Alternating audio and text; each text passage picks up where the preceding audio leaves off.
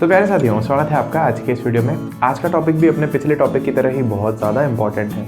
Important in the sense कि अब तक आपके दिमाग में एक बात आ गई होगी कि क्योंकि हम 10वीं में आ गए हैं सब जने, आप लोग मतलब, या आपकी जो उम्र है वो 15 बरस के आसपास है, 15-16, किसी की 17 हो सकती है, किसी की 14 भी हो सकती है।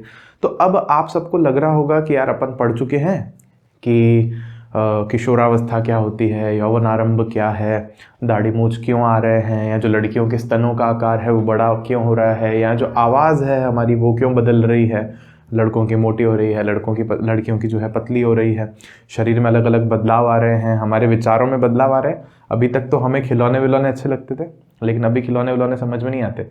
अभी तो हम लोग को जो प्यार मोहब्बत वाले गाने होते हैं वो सुनने में अच्छा लगता होगा। तो ऐसी खूब सारी बातें हैं, फिल्में देखने में मज़ा आता होगा।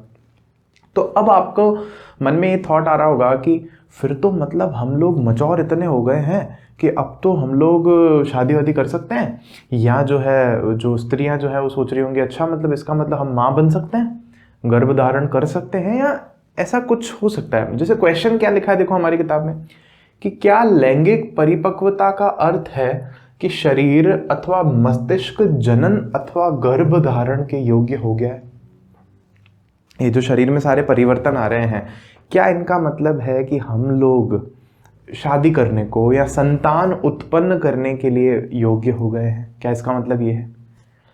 तो उसी का आंसर देने के लिए हमें जो है कुछ एक पॉइंट्स समझने पड़ेंगे, और उसके बाद में इन पॉइंट्स को समझने के बाद में हम देखेंगे कि ऐसे कौन से तरीके हैं जिनसे प्रेगनेंसी को या गर्भधारण को जो है रोका जा सकता है, रोकना संभव है, और अगर वो संभव है भी तो वो कितना मुश्किल है, या उसमें क्या क्या कॉम्प्लिकेशंस हैं या क्या क्या समस्याएं हैं, वो मैं आपको बताऊंगा। तो अब सबसे पहला बिंदु, इसको भी बताने से पहले मैं आपको बताता हूँ, हमने 2 शब्द पढ़े थे आपको अगर याद हो तो, प्यूबर्टी और अडोलेसेंस। जिनको हमने कहा था, प्यूबर्टी तो था हमारा यौवन आरंभ और अडोलेसेंस था किशोरावस्था। इन दोनों शब्दों में एक फर्क है, हम लोग इनको आपस में फेरबदल करके यूज कर लेते हैं, काम में ले लेते हैं, दोनों शब्दों को एक समान ही समझते हैं, लेकिन ऐसा नहीं है। देखो प्यूबर्टी जो है, प्यूबर्टी का मतलब है शारीरिक परिपक्वता आना। कि भाई जैसे मान लो कि मेरा जो शरीर है, जो हमारा जो पुरुषों में मान लो जो लिंग है, वो तो जो है वृषण से आए हुए स्पर्म को योनि तक ले जाने के काबिल बन गया है, वो बड़ा हो गया मान लो। लेकिन क्या इसका मतलब ये है कि हम यहां से भी तैयार हो गए हैं, हम हमारे मस्तिष्क से भी तैयार हो गए हैं? तैयार होने का मतलब क्या है? क्योंकि हम जो भी कर्म करते हैं उसका कुछ ना कुछ कॉम्प्लिकेशन होता है। हम कुछ भी अगर करते हैं तो हमें उसका कुछ ना कुछ फल मिलता ही है, सही बात है। तो यहां पर भी अगर हम ऐसी किसी यौन क्रिया में या जो शारीरिक संबंध स्थापित करने की जो क्रिया है, जो सेक्सुअल इंटरकोर्स है, इसमें अगर भागीदार होते हैं तो उसके कुछ ना कुछ कॉम्प्लिकेशंस होंगे। तो क्या हम उनका सामना करने के लिए, उन दुविधाओं का, बाधाओं का सामना करने के लिए मस्तिष्क से तैयार है, क्या मानसिक रूप से तैयार है? किताब में यह भी लिखा है कि ऐसा होता है हमारे समाज में, बड़े होने के बाद ऐसे 16-17 वर्ष की अगर लड़की हो जाती है तो घर वाले कहते हैं इसकी शादी करा दो, इसके लिए लड़की ढूंढो। जो लड़के होते हैं उनको कहते हैं जल्दी नौकरी करो तो तुम्हारे लिए लड़की ढूंढी जाए। फिर अगर मान लो उनकी शादी हो जाती है तो उनको कहा जाता है कि अब जल्दी से बच्चे पैदा करो, हमें बच्चे देखने हैं, बच्चे पैदा करो। तो जो समाज है उसका भी एक दबाव रहता है हर चुनाव करने के लिए कि आप अब बच्चा पैदा करो या आप अब शादी करो। या दोस्तों में रहता है, अरे मेरे तो इतने दोस्त हैं, मेरी तो इतनी सहेलियां हैं। तो अलग तरह का जो है दबाव एक दिमाग पर रहता है। अब यहाँ पर पहले पॉइंट में मैंने आपको बताया अडोलसेंस और प्यूबर्टी का। तो देखो अडोलसेंस है कि जब हमारा मानव मस्तिष्क जो है ना वो समझदार हो गया है। एक जो छोटी बालिका है 12-13 वर्ष की, मान लीजिए, अगर उसके शरीर में 12 वर्ष की आयु में अगर जो हमने पढ़ा रजोधर्म या जो मासिक धर्म आना शुरू हो गया है, तो क्या इसका मतलब यह है कि क्या वो मां बनने के लायक हो गई है? तो यहां हमें क्वेश्चन करना है कि अगर माता पिता बनना है लड़के लड़कियों को तो उनके ऊपर बहुत बड़ी जिम्मेदारी होगी और उसको निभाना बहुत ही ज्यादा मुश्किल है।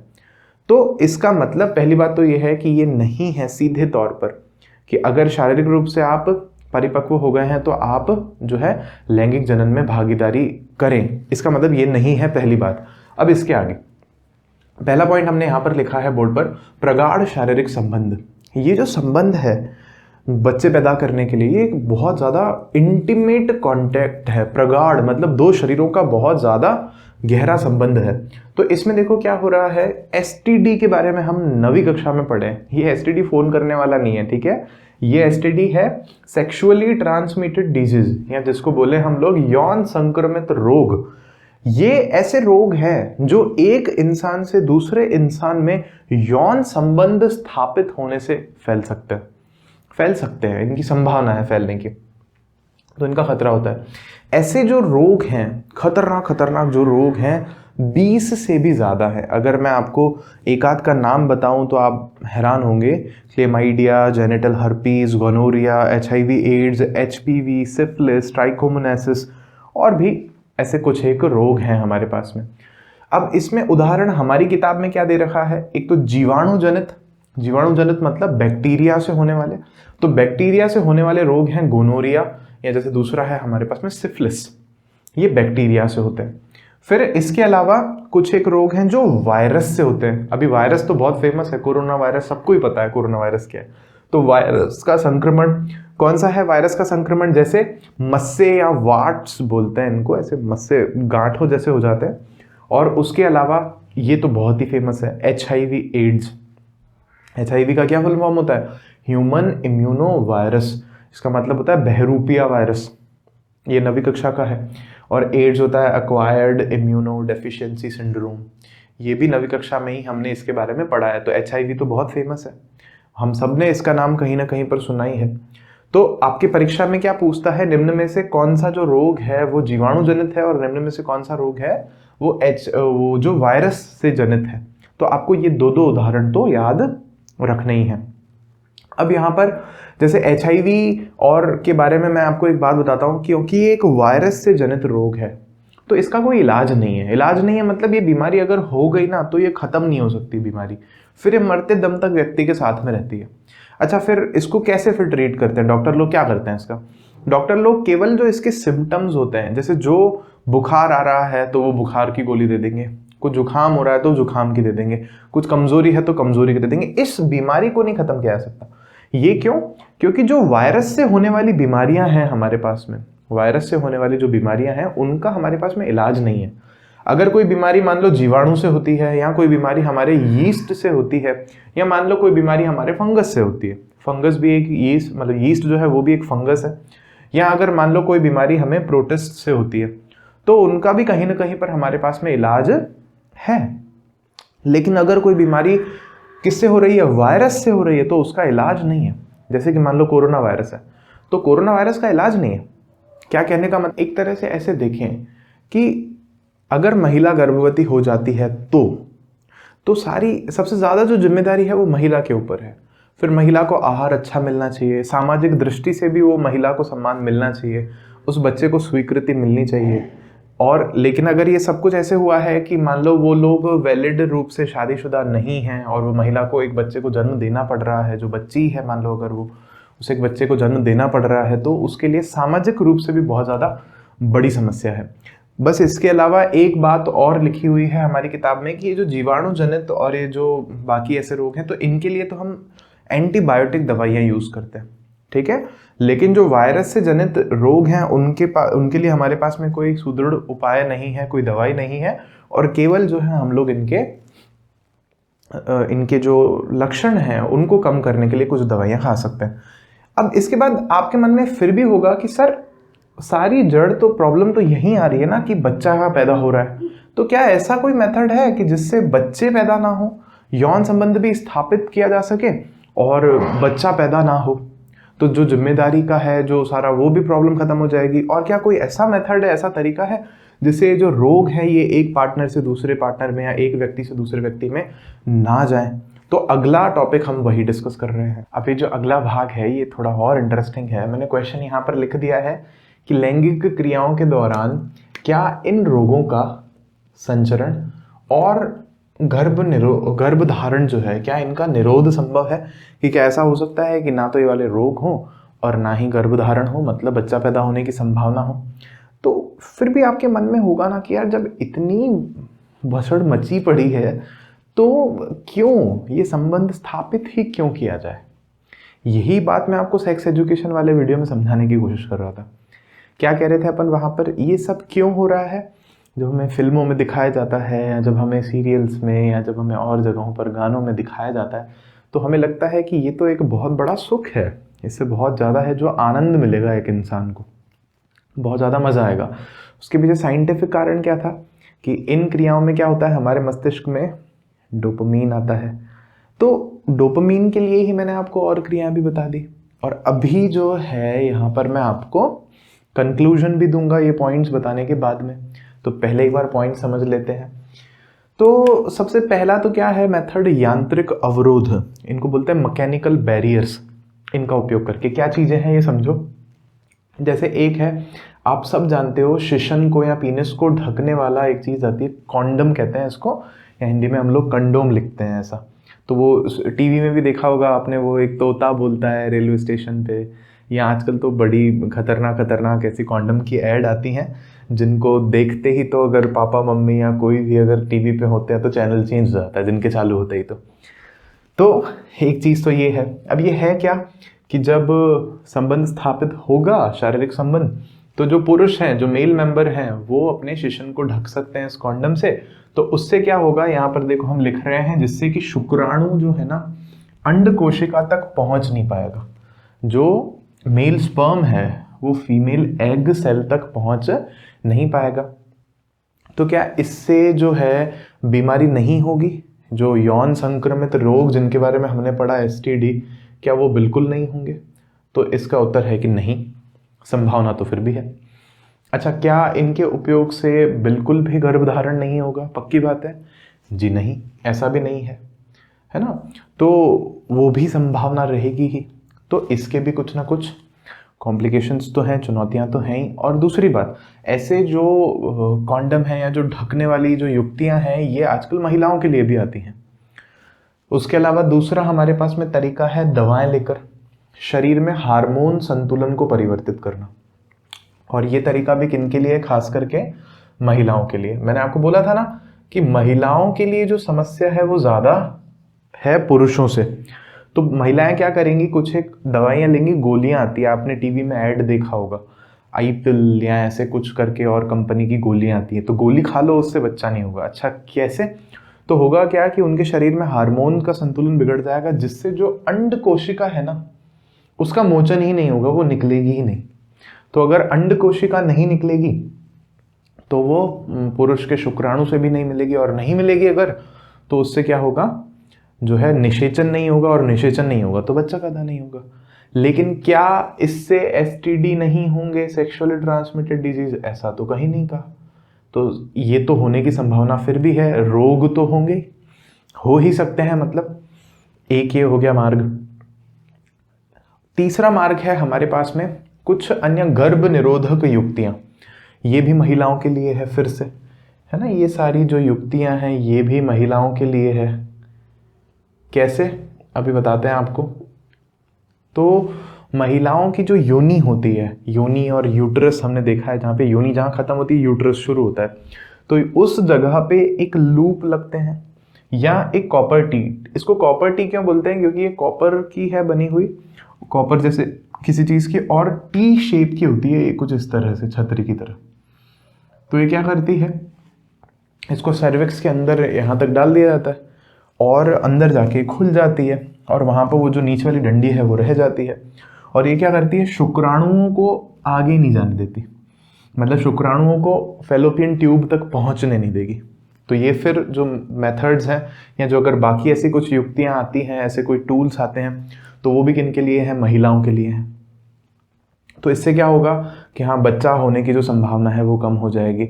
अच्छा, क्या इससे जो है यौन संक्रमित रोग नहीं होंगे? जी बिल्कुल, देखो हो सकता है, उसका कोई वो नहीं है, गारंटी वारंटी यहाँ पे। या फिर उसके अलावा क्या है अगला मेथड, ये थोड़ा खतरनाक मेथड है कि शल्य चिकित्सा द्वारा, शल्य क्रिया द्वारा। शल्य क्रिया बोले तो सर्जरी से। सर्जरी से क्या, पुरुषों में जो शुक्र वाहिनी है ना, जिसको हमने वास डिफरेंस बोला था, वृषण से जो पाइप आ रहा है, कहाँ पर आके मूत्र मार्ग में मिल रहा है, बोला उसी को काट दो, काट के उसको ब्लॉक कर दो।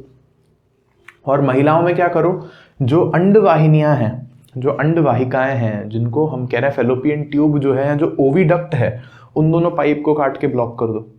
अच्छा, उससे क्या होगा कि जो अगर पुरुषों में करते हो तो जो स्पर्म सेल है, जो शुक्राणु है, वो आगे आ ही नहीं पाएगा, और अगर महिलाओं में करते हो तो उनमें जो अंड कोशिका है वो योनि तक आ ही नहीं पाएगी कभी भी, तो ये समस्या ही खत्म हो जाएगी। पांचवा तरीका है गर्भपात का। और गर्भपात का मतलब आप सब जने जानते हो, आजकल टीवी पर, फिल्मों में ये शब्द बहुत ज़्यादा फेमस हो गया है, अबॉर्शन। कहाँ जा रहे हैं जी? अबॉर्शन करवाने जा रहे हैं। तो इसमें क्या होता है कि जो फीटस है या जो गर्भ है, बच्चा है अभी जो छोटा सा, उसको डॉक्टर लोग बाहर निकाल देते हैं, कचरा कचरा करके, काट पीट करके उसको बाहर निकाल देते हैं। तो ये हुआ पांचवा तरीका, शल्य चिकित्सा से, मतलब ये भी सर्जरी से ही होगा। अब यहाँ पे ये जो आखिरी के दोनों तरीके हैं, ये तीसरा और चौथा, आखिरी के दोनों नहीं, तीसरा और चौथा, इन दोनों में भी पहली बात तो क्या है, यौन संक्रमित रोग तो हो सकते हैं। देखो, ये जो तीसरा वाला मेथड है, मैंने शायद यहाँ पर आपको नहीं बताया, यहाँ पर भी यौन संक्रमण का तो खतरा रहता ही है। और जो चौथा और जो पांचवा तरीका है, इनमें अगर शल्य चिकित्सा या जो शल्य क्रिया है, जो सर्जरी है, इसको अगर ठीक से नहीं करो तो प्रॉब्लम रहती है। तो अभी तो केवल मैंने आपको तरीके बताए हैं, लेकिन इन सभी तरीकों में कोई ना कोई कमी है, कोई ना कोई समस्या है। तो वो समस्या भी सुन लो, जो कि हमारी किताब में लिखी हुई है और नोट्स में भी लिखी हुई है। तो सबसे पहला देखोगे, अगर आप यांत्रिक अवरोध की अगर बात करें, तो मैंने आपको बताया एसटीडी तो हो ही सकते हैं, संभावना तो है देखो। और दूसरा, बच्चा भी पैदा हो सकता है, संभावना है। दूसरी समस्या, दूसरा वाला जो मेथड है, उसमें देखो क्या समस्या है कि जो महिला दवाएं लेगी और अपने शरीर के हार्मोन का संतुलन बिगाड़ेगी, तो उसके शरीर में और समस्या भी आ सकती है, क्योंकि आप खिलवाड़ कर रहे हो आपके शरीर के साथ में। जो प्राकृतिक है आप उसको बदलने की कोशिश कर रहे हो, तो और ज़्यादा समस्याएं आ सकती हैं। तीसरा जो है हमारे पास में मेथड, इसमें क्या है, गर्भ निरोधक युक्तियां जैसे लूप और कॉपर टी। आप खुद सोच करके देखो कि एक महिला अपने शरीर में कोई बाहर से कोई यंत्र डाल करके रख रही है, वो भी यूनी और ये जो सर्विक्स या जो हमारा महिलाओं के जो जननांग है, उसमें कोई बाहर से कोई चीज़ है ना, मतलब ऐसे कुछ लोहे का या कुछ लोहे का तो नहीं, मतलब जो भी धातु का है, जिसका भी बना हुआ है, वो अलग से डाल रहे हैं। तो इससे क्या होता है, उत्तेजना होती, जलन हो सकती है उनको, या बाकी चीज़ें भी गड़बड़ करेंगी। जैसे हम नहीं अगर सोच करके देखें तो ये कितनी अजीब चीज़ है, तो ये भी पीड़ा दे सकते हैं उनको शरीर में। ये समस्या है इस तीसरे वाले तरीके के साथ में। और फिर भी संभावनाएं तो है, जो यौन संक्रमित रोग हैं वो तो हो ही सकते हैं, और उसके अलावा देखा जाए जो बच्चा पैदा है उसका भी थोड़ी बहुत तो चांसेस हैं। मैंने चेक नहीं किया है कितनी रेट है कितना नहीं इसमें। फिर उसके बाद जो चौथा है शल्य क्रिया द्वारा। अभी शल्य क्रिया जो है ये लॉन्ग टर्म में तो बहुत ही बेनिफिशियल है कि भाई एक बार अगर करवा लिया किसी ने तो वो जिंदगी भर तो कभी बच्चा पैदा कर ही नहीं पाएगा। उसको कहते हैं ना, आपने सुना होगा नसबंदी, टीवी में एडवर्टाइज आता है, हम दो हमारे दो, या भारत सरकार के द्वारा जनहित में जारी, और अलग अलग राज्य सरकारें भी ऐसे एडवर्टाइज निकालती हैं कि ये करवाएं, नसबंदी करवाएं, नसबंदी करवाएं। तो ये वो नसबंदी की बात हो रही है। लेकिन इसमें ना शॉर्ट टर्म में एक समस्या होती है। वो क्या समस्या होती है कि अगर वो सर्जरी ठीक से नहीं हुई ना तो बड़ी समस्या हो सकती है। वो जो डॉक्टर है, वो जो सर्जरी करने वाले हैं, अगर वहाँ कोई गड़बड़ हुई तो फिर यहाँ और दुविधा, 2-3 टाके आते हैं इसमें और वो लोग काट करके करते हैं। पांचवी जो हमारे पास में मेथड है ये है शल्य चिकित्सा द्वारा गर्भपात करके। तो गर्भपात में 2 समस्याएं हैं। पहली तो क्या है कंट्रोवर्शियल बात कि 22 हफ्ते बाद नहीं होता है। 24 हफ्ते है टाइम लिमिट, लेकिन डॉक्टर्स उसको 22 हफ्ते लेकर के चलते हैं। अगर 22 हफ्ते का भ्रूण हो जाता है तो डॉक्टर्स फिर उसको नहीं करते, क्योंकि माँ के लिए भी खतरा हो जाता है। और इतना ही नहीं, अगर गर्भ आ ही चुका है, गर्भ धारण हो ही चुका है, तो थोड़े समय में वो जो माँ का शरीर है, जो स्त्री का शरीर है, उसकी डिमांड बढ़ जाती है। उसको खाना जो है अच्छा चाहिए होता है, भावनात्मक उसमें बदलाव आते हैं, तो भावनात्मक जो मांगे हैं वो भी बढ़ जाती हैं, है ना। इमोशनली भी सेंटिमेंट्स बदल जाते हैं। और ये तो रही पहली समस्या कि 22 हफ्ते। दूसरी समस्या क्या है कि काफ़ी लोग हमारे देश में क्या करते हैं कि इतना जब भ्रूण हो जाता है तो उसमें लिंग का पता चल जाता है कि वो लड़का पैदा होगा कि लड़की पैदा होगी। तो फिर काफ़ी लोगों का होता है नहीं हमको तो भाई बेटा ही चाहिए। महिलाओं को भी यही होता है कि हमें तो भाई बेटा ही चाहिए, जबकि वो खुद तो महिलाएं हैं, है ना। महिलाओं को भी सपोर्ट नहीं कर रही यहाँ पे। तो बेटा चाहिए होता है, तो वो क्या करते हैं, सोनोग्राफी जाके करवाते हैं, इलीगल, जो कि गैर कानूनी है हमारे देश में, जो सोनोग्राफी जाके करवाते हैं और अगर उनको पता चल जाता है कि तो लड़की पैदा होगी तो वो फिर क्या करते हैं, उसको गर्भपात करा देते हैं। गर्भपात मतलब अबॉर्शन करा के उस बच्चे को गिरा देते हैं इन द सेंस वो पैदा ही नहीं होने देते उसको। बोले लड़की तो चाहिए नहीं थी। और पहले के समय में भी काफ़ी जगहों पर ऐसा होता था कि वो अगर बच्ची पैदा होती थी तो उसको दूध में डाल देते थे और उसको मार देते थे कि इसको वापस स्वर्ग में भेज रहे हैं दूध में डाल करके भगवान के पास में, कि हमको नहीं चाहिए, हमें तो लड़के चाहिए। तो ये तो बहुत अजीब बात है ना, ये हमारे समाज की मानसिकता, कि जबकि बैलेंस अगर दोनों नहीं होंगे तो काम ही नहीं होगा, लड़का लड़की दोनों ही चाहिए, है ना। लेकिन फिर भी क्या समाज में है प्रवृत्ति कि नहीं नहीं नहीं, हमको तो लड़का चाहिए, लड़का चाहिए, लड़का चाहिए, लड़का चाहिए। तो ये एक समस्या है। तो इस शल्य चिकित्सा में, और फिर शल्य क्रिया जो हो रही है किस पर हो रही है, वो महिला के शरीर पर हो रही है, उसको अंदर काटा जाएगा, कुछ किया जाएगा। तो सबके साथ में कुछ ना कुछ समस्या है। या अगर मैं आपको थोड़ा सा और बताऊं तो जैसे अगर गर्भधारण के बाद भी अगर बच्चा पैदा भी होता है तो वो उस महिला के लिए फिर समस्या है, बहुत ज़्यादा पीड़ा होती है, बहुत ज़्यादा पीड़ा होती है। मैंने पर्सनली बात की है कुछ महिलाओं से जिन्होंने बच्चों को जन्म दिया है, तो उन्होंने मुझे अपना पूरा एक्सपीरियंस, उनका खुद का पूरा एक्सपीरियंस बताया था। तो ये बहुत ज़्यादा पीड़ादायक है। तो घूम फिर करके बात आ रही है कि फिर क्यों, समझ रहे हो आप मेरी बात। आपको आपके बड़े भी ये मैसेज देना चाहते हैं जो मैं दे रहा हूँ अभी, देने वाला हूँ अभी, कि क्यों उलझे इस सब में। बहुत कॉम्प्लिकेटेड है सब कुछ, ठीक है। वो पिक्चरों में देख रहे हैं बस हम, इधर उधर आजकल वो टीवी सीरीज में इधर उधर टेलीग्राम पे, व्हाट्सएप पे, या जगह जगह पे जगह हमें ये दिखाया जाता है कि भाई ये तो बहुत ही अच्छा है। अभी तो जैसे नोबिता और शिजुका की भी शादी होने वाली है, ये बताया जाता है ना मतलब शादी होने वाली है, उनकी पिक्चर आने वाली है कोई। तो मैं बस आपको ये कह रहा हूँ कि इस उम्र में हमारे लिए ज़्यादा ज़रूरी क्या है कि इन चीज़ों में ना उलझें और अपना जो है पढ़ाई है या जो आप कर रहे हैं अपने जीवन में, कोई खेल कूद है या ऐसी जगहों पर, वहाँ बहुत आगे बढ़े। एक सही समय आएगा, आपकी शादी होगी और आप संतान उत्पत्ति करेंगे, लेकिन अभी वो समय नहीं है कि हम इन सब चीज़ों पर ध्यान दें। अभी हम इनसे जितना हो सके दूरी बनाए रखें तो बेहतर है।